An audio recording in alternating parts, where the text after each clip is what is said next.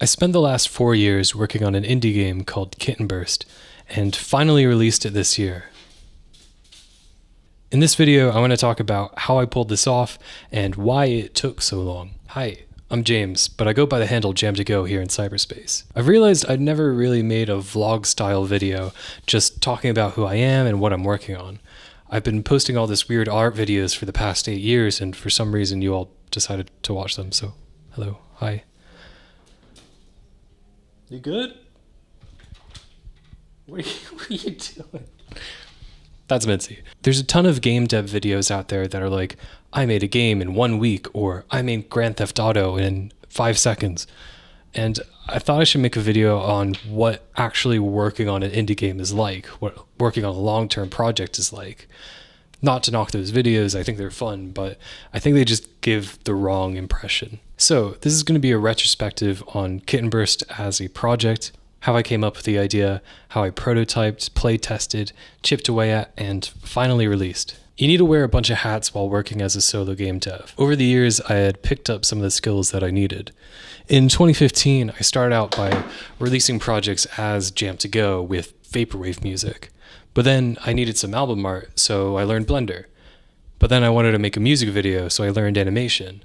Then I made a ton of surreal animations, some deluxe horoscopes, made some trippy mods, produced an entire short film, and then in 2020, the world ended.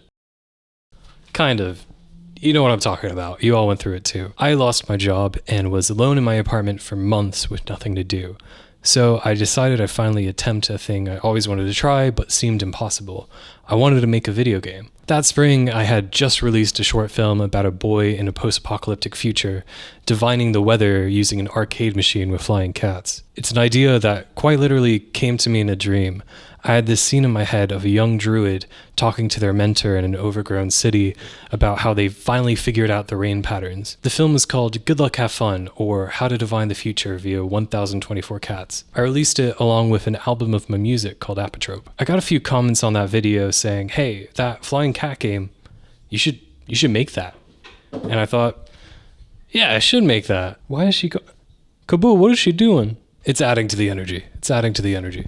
There were 3 main options around this time on what engine I should use to make an indie game. Either Unity, Unreal, or my own engine. I have a ton of respect for indie devs that can make their own engine for a game, but those games can take eons to make. Instead of reinventing the wheel, I decided to use the Unreal Engine, which came with some pros and cons. Unreal has an incredibly indie-friendly licensing contract where any game you make is royalty-free up to $1 million. Its toolset is also really easy to learn.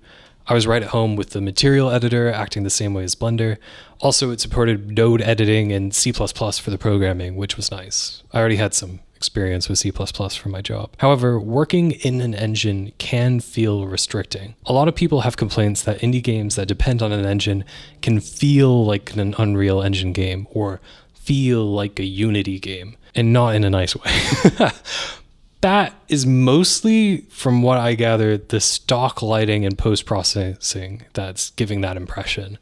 And there's ways to get around it and make it more stylized, make it more unique, but I just decided to lean into it and lean into all of the quirks of Unreal Engine 4, weird screen space reflections and all.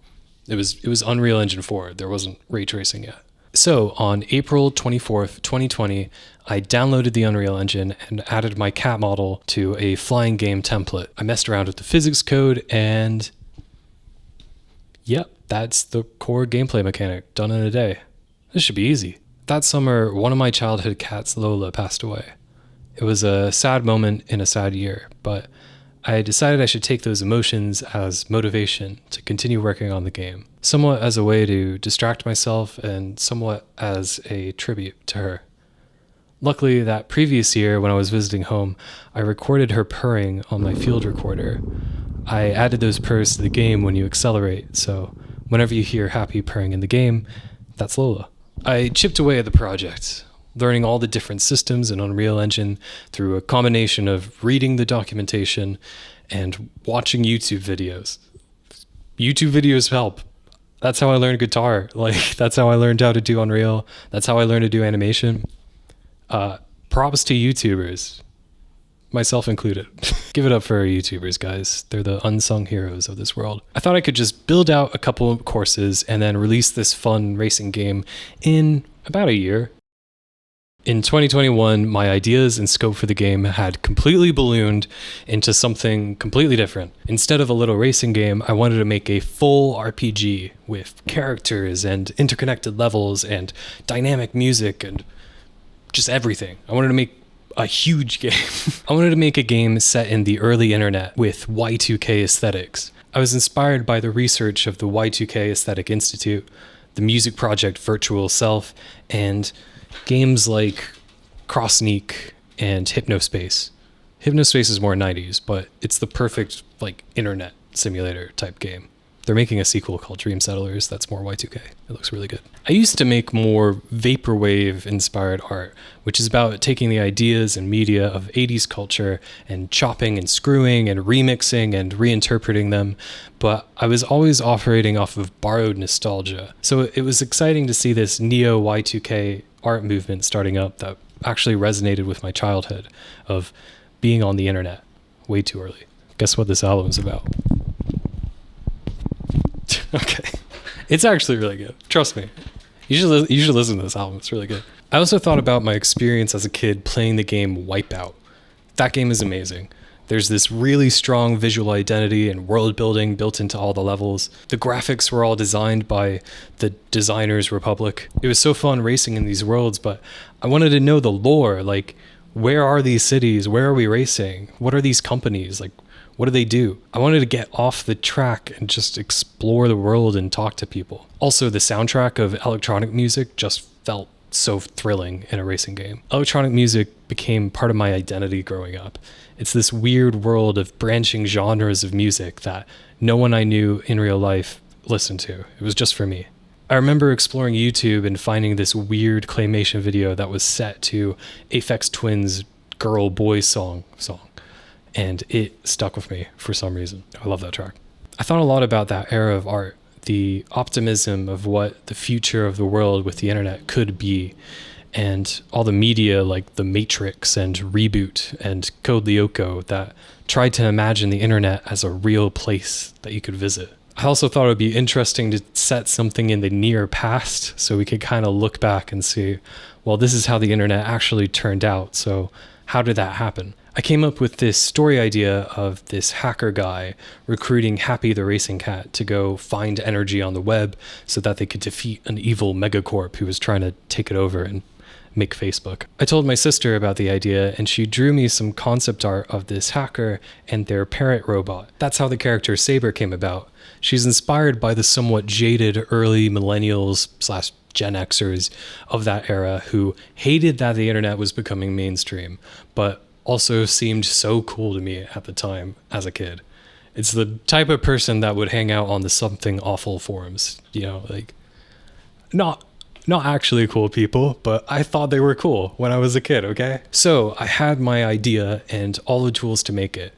Unreal is the engine, Ableton for the electronic music soundtrack, Blender for the 3D modeling, a photographic video editing suite that you should find an alternative to, or find another way to use, to make all the graphics. Oh, also my day job is programming.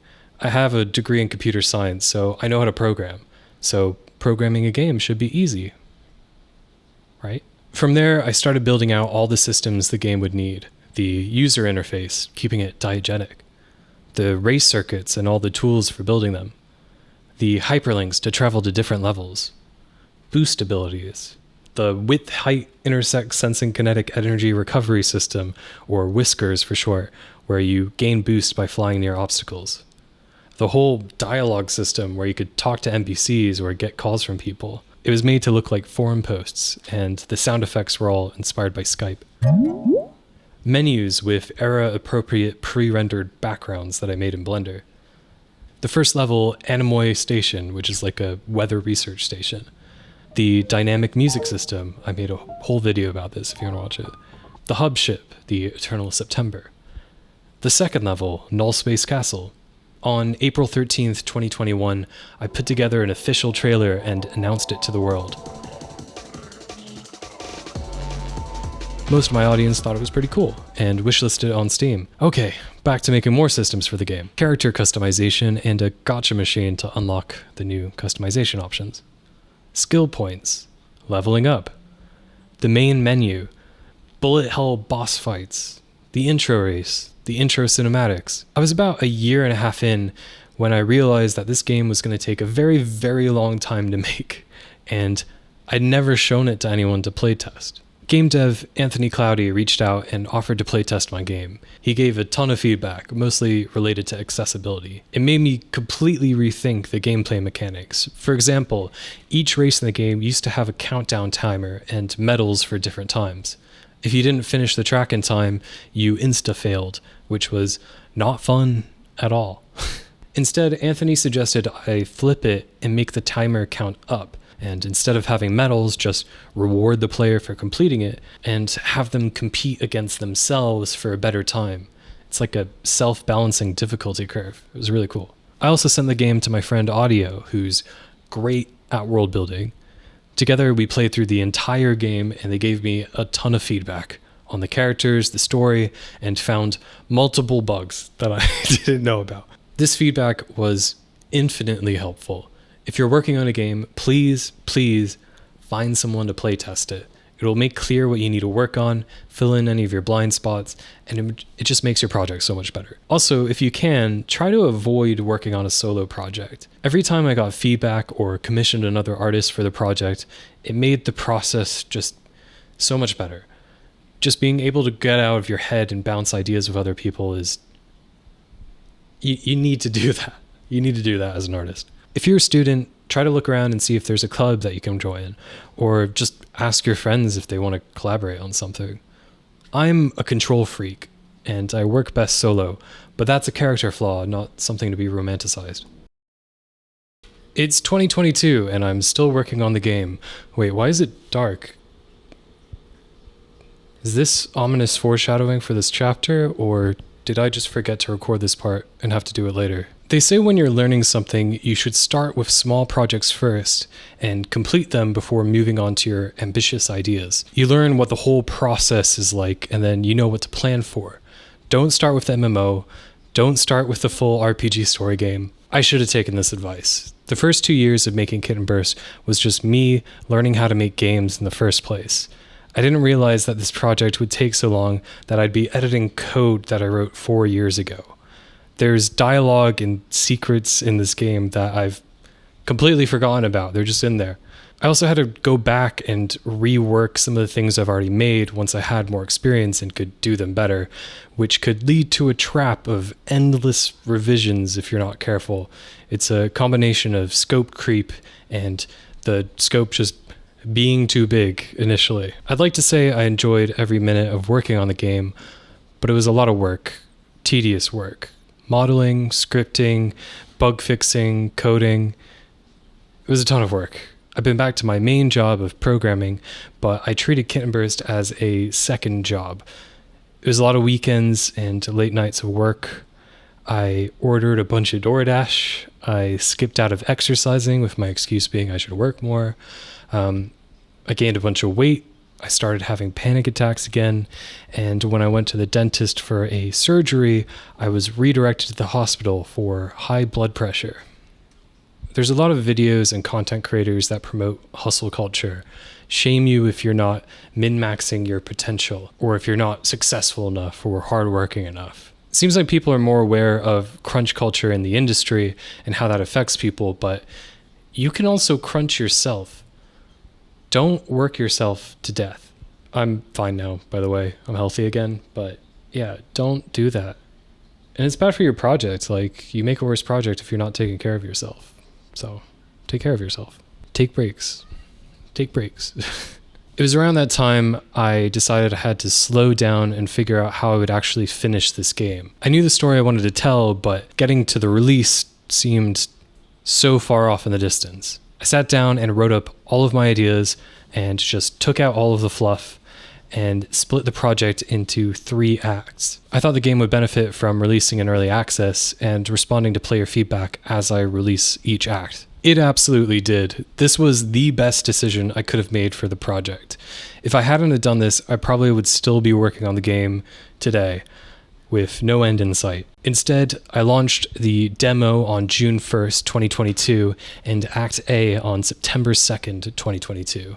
I also started the Kitten Burst Forums Discord for people playing the game to report bugs, talk about the story, and shitpost. This isn't a wild success story. The game never blew up or became an instant hit, but it did start to grow into a life of its own. It started getting really positive reviews and constructive criticism. The Discord grew into a small but fun community based around the game, which was somewhat ironic because I thought that side of the internet was disappearing. That's a lot of what the story of Kitten Burst was meant to be. It was me lamenting the lost culture of early internet, but here it was. I was feeling that sense of internet community I had felt when I was a kid. So I fixed a bunch of the bugs, worked on a few new mechanics, and shifted the story slightly to be less about exploring an abandoned internet and more about reclaiming past connections and trying to build something new.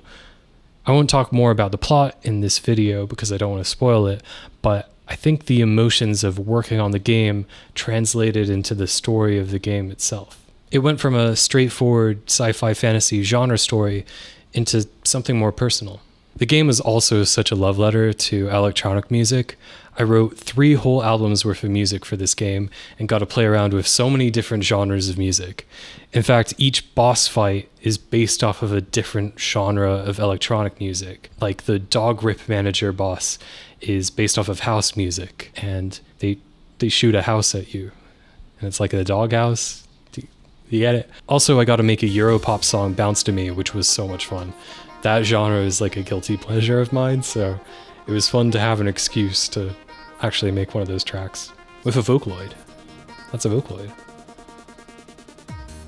Yeah, if you're a musician and you are struggling with ideas, just pretend you're making a game and need to make tracks for different things.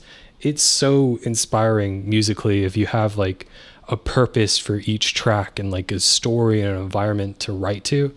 The ideas were just flooding. It's great. Oh, I should talk about marketing too. That's one thing you don't realize getting into game dev for art reasons. You have to do all the business stuff too. I had set up a business to publish the game, Lithodelphus LLC. I filled out all the Steam paperwork. I made assets for the store page, achievements. I wrote copy about the game, trying to elevator pitch it, make it seem interesting. I didn't have to worry about funding since I was self-funding the game, and the budget of the game was only $4,000 if you count my free time as being worthless. And then marketing. I'm bad at marketing. I pitched my game to several festivals and a couple publishers and got polite rejections from all of them. I had to do marketing myself, so I made a few posts and GIFs while I was developing the game. One even got to the top of r/gaming, the subreddit, which was pretty cool. Like, holy shit, that's the biggest gaming forum on the internet. I wonder how many wishlists it got. Like 50, maybe? I posted a link on the comments of the GIF to the Steam page, but it got insta-downvoted. Redditors hate original content, but then they always complain about reposts.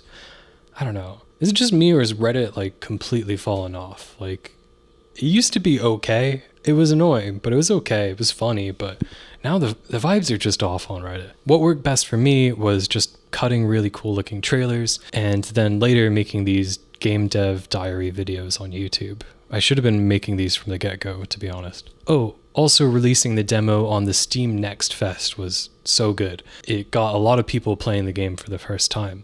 It's kind of hard to get past that barrier of asking for $25 to a random indie dev's first game, but if you have a demo that's free to play, people will check it out. Definitely make a demo for your game if you can. It's a good idea. Before release, I had over 10,000 wishlists, which was a combination of all of these different things I was trying out. My goal was to release the full game on September 2nd, 2023, so I would have 1 year in early access. And now that people had actually bought the game, the pressure was on to finish it. I didn't want to be one of those games that's stuck in early access hell forever. I budgeted 6 months of development for Part B and then 6 months of development for Part C, meaning Part B should come out in February. 8 months later, I released Part B on April 8th, 2023. Judging how long something will take is difficult in game dev. There's so many variables to keep track of, but I found it was really helpful to me to set some sort of deadline. Even if I went past it, it still gave me a target and forced me to cut things from the game that it didn't need. Cutting things is so hard too. I had like 20 different ideas for different sites, but you have to cut ideas. You can't do everything. It's actually worse if you do everything. So now 8 months seemed more reasonable for each act, and I was going to blow past my goal of September, so I set a new goal of November 2023 for the full release. Yeah, it turns out wrapping up a game takes even longer than you would think. Okay, I'm about to release my indie game, Kitten Burst, after almost 4 years of development. Okay, there we go. Let's go. All publishing tasks complete. Oh, okay. Refresh. It's out. It's out. After 3 acts, 11 bosses, 50-ish circuits, hours of music and sound effects, hundreds of 3D models and materials and textures, thousands of words of dialogue, I had done it. I released a full indie game as a solo dev. But I wasn't really a solo dev. All along the way, I got feedback from others, commissioned and worked with really talented artists to add their style to the project, and I had a community supporting me and cheering me on. Kitten Burst wasn't my game anymore. It was its own thing existing in cyberspace. So, was it worth it? Was it worth spending 4 years of my free time on an indie game? Monetarily, no. I think the game's pretty successful for how niche it is and it being my first project, but it was definitely less than minimum wage if I do the math. But was it artistically and spiritually fulfilling? Yeah, absolutely. I'm so proud of this project. It just feels so good that it's out there and people are playing it and connecting with it. The time will pass either way, but by tackling a project, I felt like I grew as an artist and as a person. I learned a lot about the world and a lot about myself along the way. So yeah, it's hard, it's difficult. It's a lot of work and you have to plan it out before you jump in, but it is rewarding. Might not be successful, it's not a guarantee, but it's rewarding. Anyways, if you're watching this on June 19th, it's my birthday. Yay. Please buy my video game Kitten Burst on the video game e-commerce site steam.com. I think there's a summer sale going on. If you can't afford it or don't have a computer that can run it, sorry about that. I know Unreal Engine is really demanding. Feel free to watch a playthrough or beg a streamer to play it. And support me later if you can. I'd recommend Gauntlet Queen's playthrough with Punkit. Whoa! Oh, Quick, whoa, do what a it. radical dude! Quick, do a flip! It has major friend showing her other friend a thing they like energy, which is, it's just so much fun. I was also in chat for most of it, hanging out. I added a couple hats in the game based off of them. Also, if you're of the speedrunning persuasion, there's a small speedrunning community for Kitten Burst as well.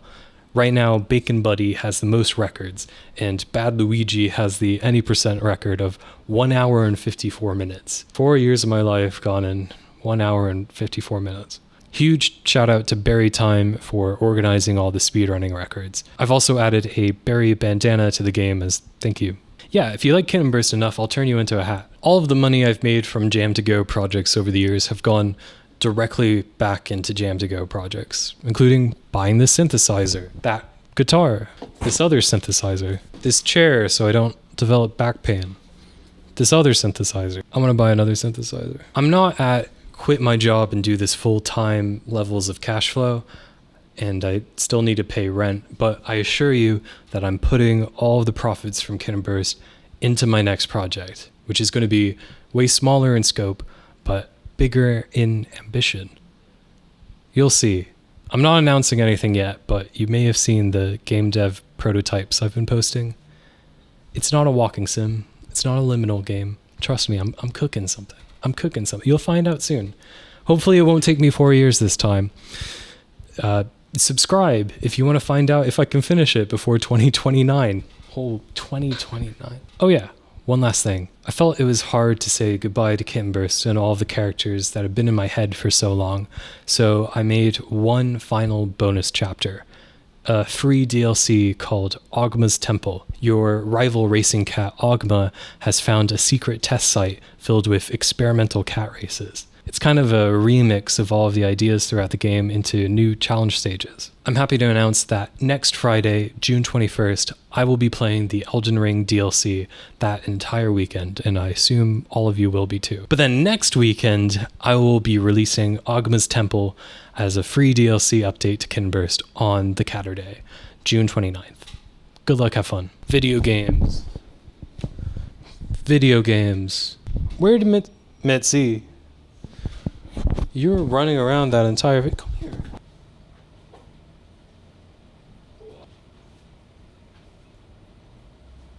Good luck, have fun.